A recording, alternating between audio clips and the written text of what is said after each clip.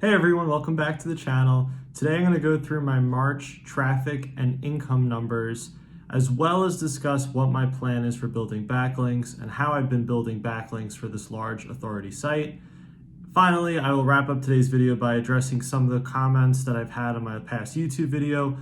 Some really good questions I wanted to touch on. If you do have any questions about this journey or just about me building my sites in general, please leave a comment. I'm happy to answer them in the next video. I think it'd be really helpful to kind of have more of a dialogue with my audience and answer some of the questions. As I've noticed lately, they've been really good questions and stuff that I'm sure other people are asking. So let's dive right into today's video. I gave an update a few weeks ago, but I wanted to touch on a few different things today, but I will show the updated traffic numbers and what the website made for the month of March. So this is authority site number 2, massive content push. I'm well above 1,000 articles now, and my goal, as I mentioned some other videos and some other podcasts that I've been on, I want to try and hit 1,500 articles for the year 2022. I'm not that far away from getting halfway already, but I do think the content that I'm going to be putting on the website this year is going to be a little bit more longer form content, some pillar pieces. I'm going to try and get away from those 1,000-word articles, just have a little bit more of diverse content on my site. And I've been seeing some really good numbers lately with some of the articles I've been publishing that have been 2,000, 3,000, 4,000 words. So I'm going to try a new strategy where I focus a little bit more on those articles and try and create some additional authority for those pieces of content. Word count, so I finally hit 1.2 million words. I made an awesome connection between one of Jon Dykstra's videos where he says, do you even want to hit 1 million words on your website?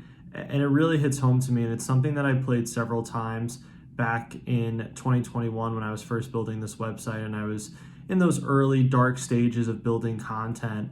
If you're not willing to publish millions of words on a super large authority website, what type of success are you really hoping for? I mean, a lot of people want to hit $5,000, $10,000, $20,000 a month in income from these sites. And while that's still possible with some smaller sites, if you incorporate, affiliate opportunities as well as some other things with e-commerce, I think if you really want to focus on just driving most of your revenue from informational content and monetizing it with ads, you're going to need a lot of content and a lot of words. So that was something that really hit home. I'll leave a link to Jon Dykstra's video, but it's something that really hit home to me. It was very motivating. And now that I'm at 1.2 million words, I kind of see exactly what he was talking about.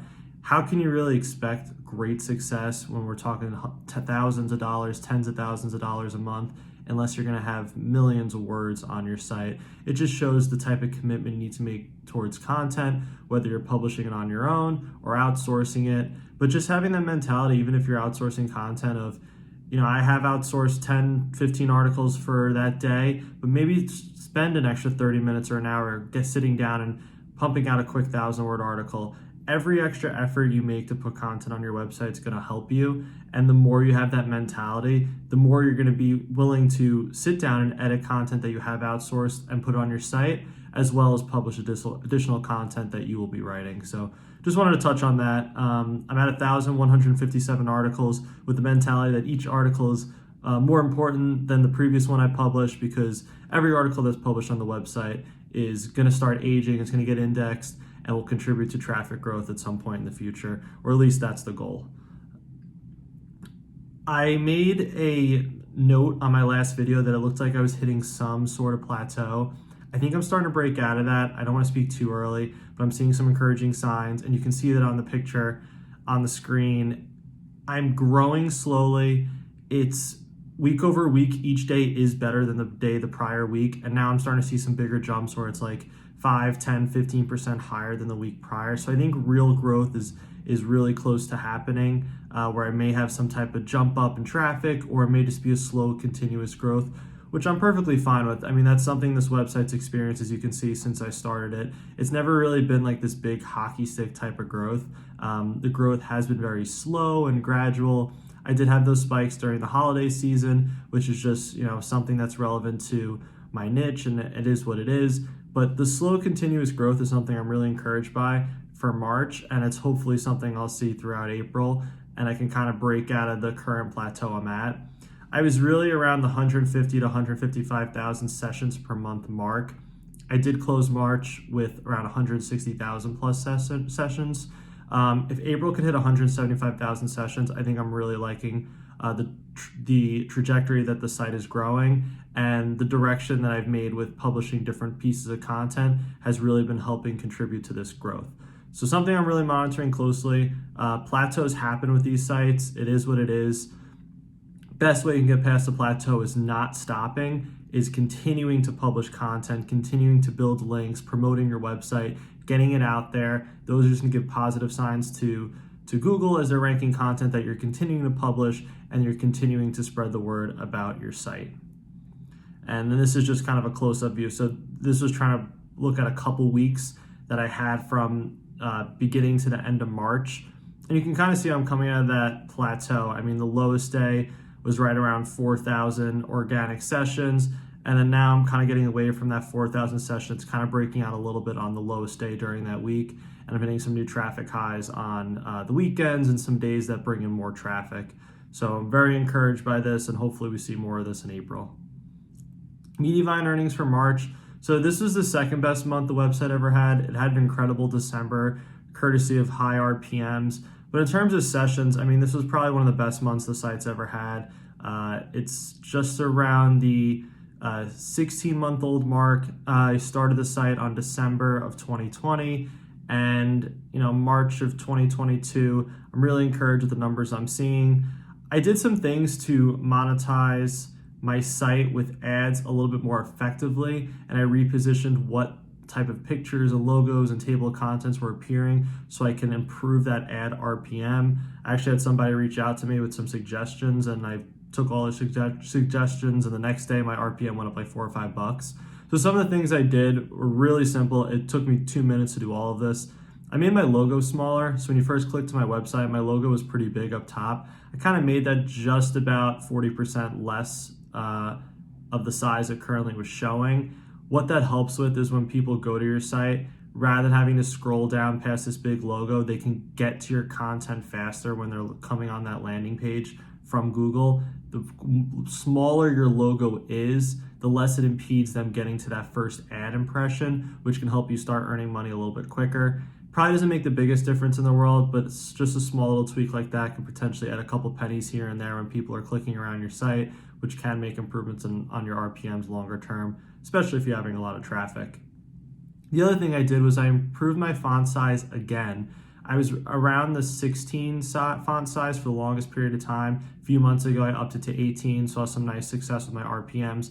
I'm actually at a font size of 19 now, and my RPMs went up as a result as well. So I'm continuing to monitor how font size impacts my website, trying to make it a better user experience. I notice it's definitely easier to read my content when you're on a mobile phone, which is a majority of the traffic that's going to be searching for my pieces of content. So I'm trying to do things so I can improve the user experience, and this one also improves your ad RPMs, which is great. Last, and I think this is probably the most important change I made, I have a table of contents on my website, and I show that throughout each one of my articles. It's an automatic plugin that just kind of pops up once the article is published. I always thought it was helpful for user experience. The problem was when you show that table of contents, people tend to look at the table of contents, click the question or the H2, H3 subheading that really interests them. They scroll on down there, and you don't get all those ad impressions from them scrolling and reading your content. So I didn't remove my table of contents, I just made it where it's hidden. So they have to unhide my table of contents in order to click down to that page, so that user experience is still there where they can click through content and see it easier. Also, my table of contents, even though it's hidden, will still show up within the SERPs. If they see my article and they see the subheadings mentioned from the table of contents, they can click through my website from Google search. So user experience I think is still the same, but it's probably going to help more with ad impressions on my site. Higher ad impressions is just going to be more money in your pocket. So it was another change I made. All three of those changes combined, in addition to it being the end of a quarter, definitely helped with my RPMs and contribute to higher revenue numbers, even though my sessions weren't that much higher from the prior month. SERP Robot Tracker, I do this on all my videos, just showing kind of each point in time when I had updates of where my keywords were ranking. The key thing here is I always like to put the primary keyword of each article I publish into SERP Robot, so I can kind of track the success and see how the site's growing. Sometimes it's hard to rely on tools like Ahrefs and SEMrush to see how keywords are moving up and down. I've noticed sometimes there's a delay in them, sometimes there's inconsistencies between them on a daily basis. I think over the medium and long term, those tools are pretty accurate, but I think on a daily keyword calculator and how it kind of picks up new keywords and lost keywords, I think sometimes it's off. So having SERP Robot is a great way to actually monitor the growth of your new articles.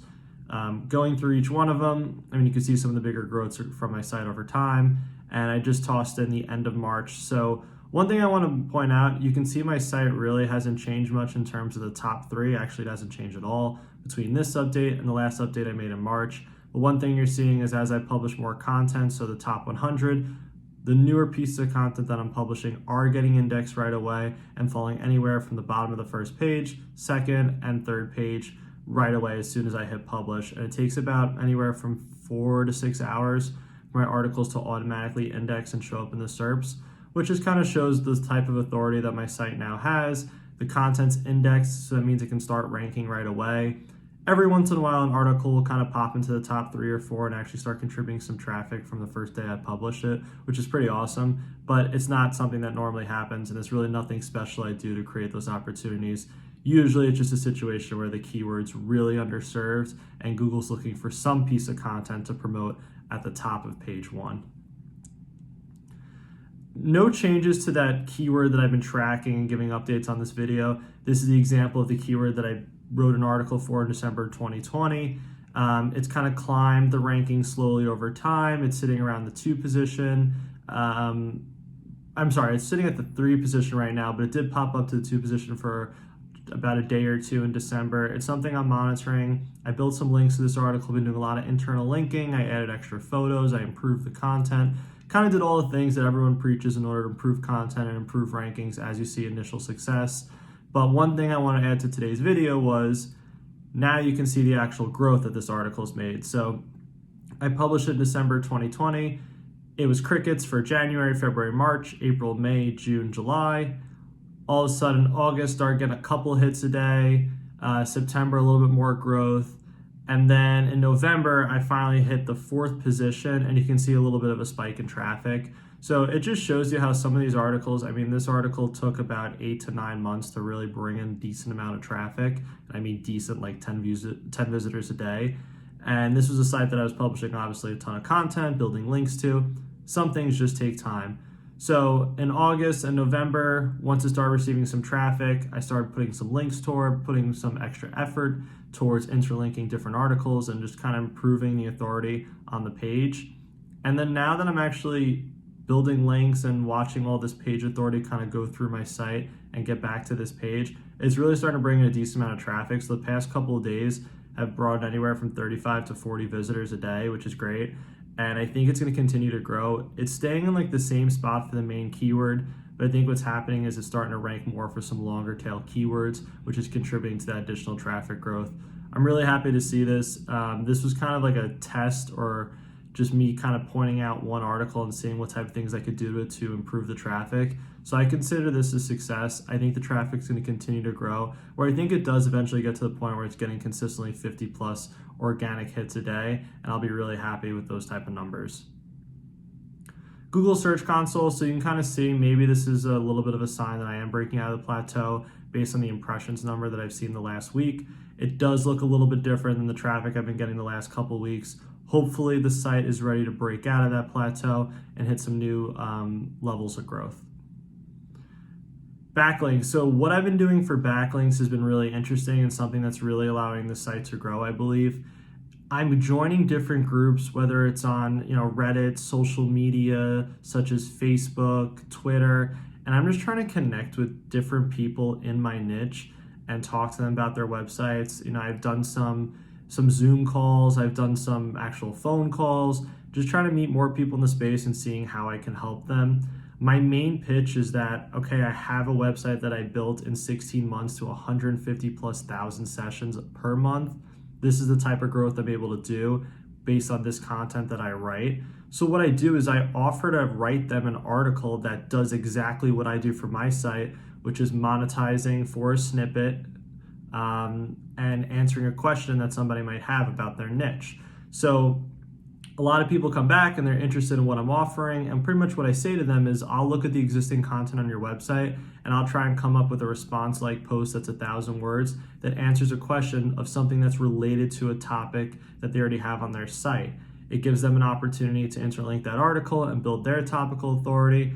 And all I ask back for them is them just to link to my website from that article. And I actually do it for them. I'll interlink the article that I write as a guest post with one of the existing pieces of content I have on my site, wherever it fits and wherever it makes sense.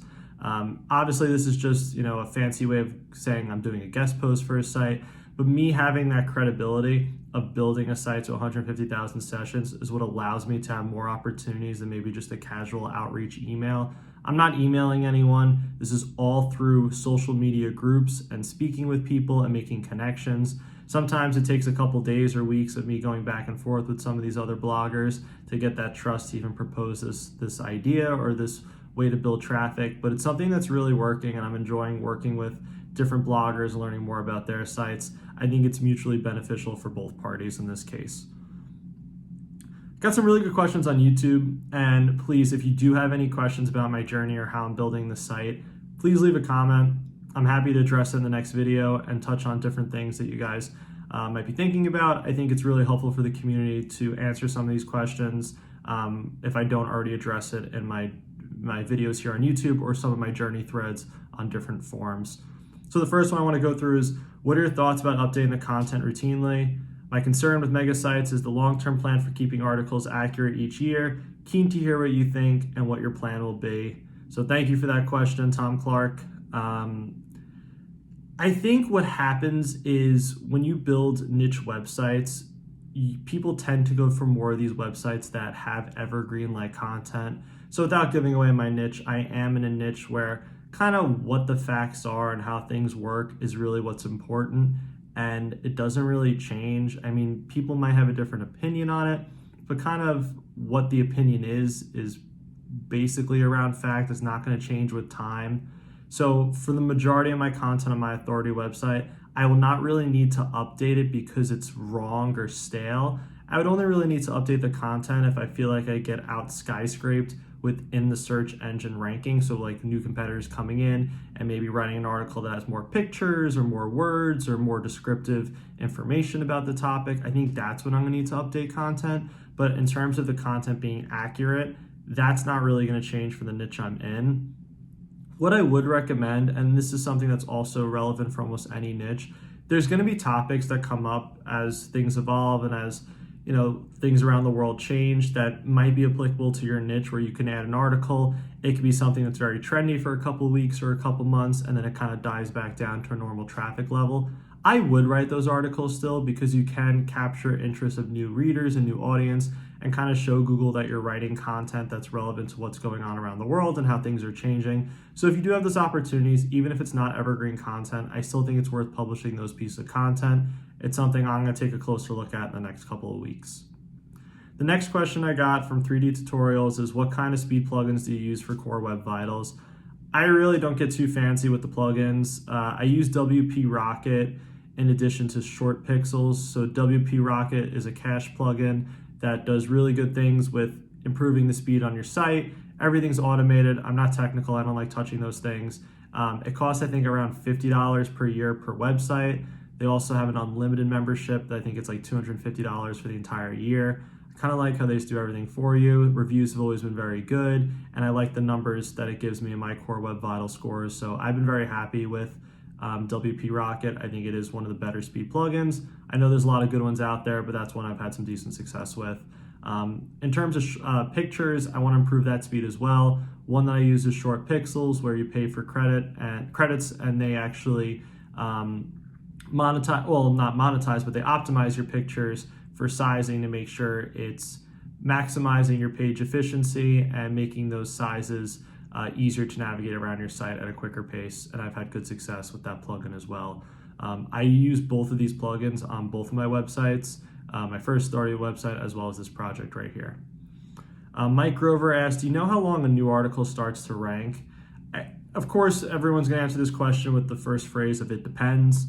But what I've seen from this journey for a site that's 16 months old, has domain authority around 38, and has over 1,000 plus articles, is articles still take several months to rank and bring in traffic.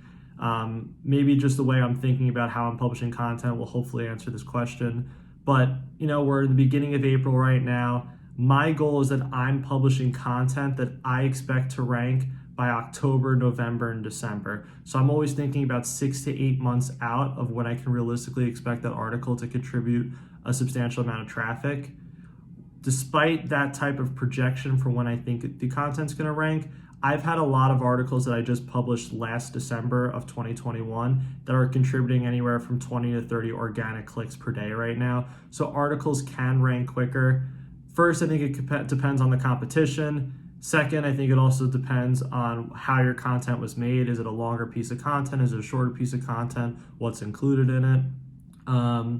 Every article is going to be a little bit different, but I usually go by the rule it's going to take anywhere from 6 to 8 months.